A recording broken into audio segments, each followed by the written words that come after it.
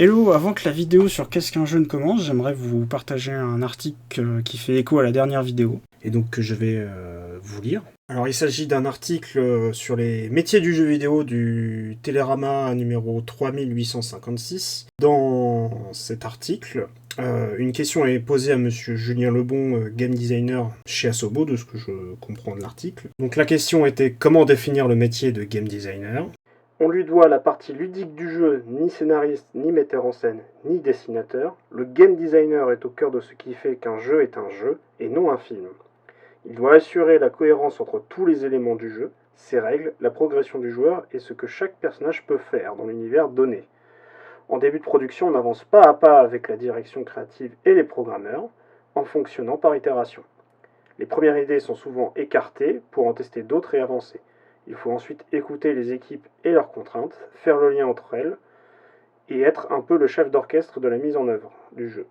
Donc voilà, je trouvais cette réponse très intéressante et complémentaire à ma vidéo, donc je voulais vous la partager. J'en profite pour vous dire qu'à partir de la prochaine vidéo, il y aura un moment pour répondre à vos questions si vous en avez, donc n'hésitez pas à les poser en commentaire. J'en profiterai également pour éventuellement corriger une erreur ou vous lire un article comme celui-ci si ça parle d'un sujet déjà abordé. Voilà, donc bonne vidéo à tous. Bonjour, aujourd'hui dans cette vidéo, je vais vous expliquer ce qu'est un jeu, la seconde base.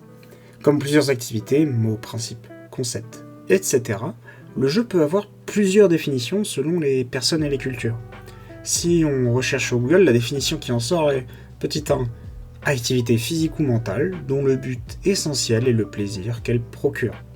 Petit 2, activité qui présente un ou plusieurs caractères du jeu, gratuité, futilité, facilité. La dernière définition est assez floue, nous allons donc regarder sur le site du Larousse où on trouve beaucoup plus de définitions et plus fournies, mais nous allons prendre que les deux premières. Petit 1, activité d'ordre physique ou mental, non imposée, ne visant à aucune fin utilitaire et à laquelle on s'adonne pour se divertir et en tirer un plaisir. Petit 2, activité de loisir soumise à des règles conventionnelles comportant gagnants et perdants et où interviennent de façon variable les qualités physiques ou intellectuelles, l'adresse, l'habilité et le hasard.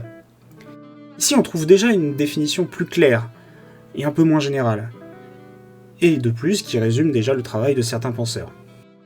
Alors du coup, comment définirait le jeu ces universitaires ou ces professionnels ? Selon Roger Caillois, écrivain, sociologue et critique littéraire français, le jeu est une activité libre. Le joueur doit avoir choisi d'y participer. Une activité séparée de l'espace et du temps, qui a un début et une fin prédéfinis. Incertain, on ne doit pas connaître la fin à l'avance, donc une fin qui n'est pas plus ou moins probable qu'une autre. Improductif financièrement. À partir du moment où le jeu devient lucratif, cela devient plus un sport, comme par exemple le poker. Fictif, et n'avoir aucune influence sur le monde réel. On peut donc retrouver certaines similitudes avec la définition du Larousse précédemment énoncée. D'après Raph Koster, auteur de théorie of fun et game designer, le jeu vidéo est virtuel, des règles régies par la machine, avec une interface, une activité ludique, un art. Alors que pour Zimmerman, game designer et auteur, le jeu vidéo est une suite de choix menant à un résultat quantifiable. Cela rejoint un peu la vision de Sid Meier, qui pense que le jeu doit être une suite de choix intéressants. Du coup, quelle est la bonne définition ? Alors selon moi, la définition de Roger Caillois, bien que datée, elle me paraît plus claire et s'applique plus à la notion de jeu dans son ensemble et pas uniquement aux jeux vidéo ou aux jeux de société ou autres formes de jeux. Bien évidemment, d'autres définitions sont possibles et peut-être meilleures que celles actuellement. Il ne tient qu'à vous, chers spectateurs, de choisir selon votre réflexion la définition qui vous semble la plus juste ou de modifier une définition existante. Merci de m'avoir écouté, à vous abonner si mon contenu vous plaît, mais surtout, n'hésitez pas à commenter si vous avez des questions sur le sujet de cette vidéo ou son contenu, je me ferai un plaisir de vous répondre. Je vous dis à bientôt pour une prochaine vidéo.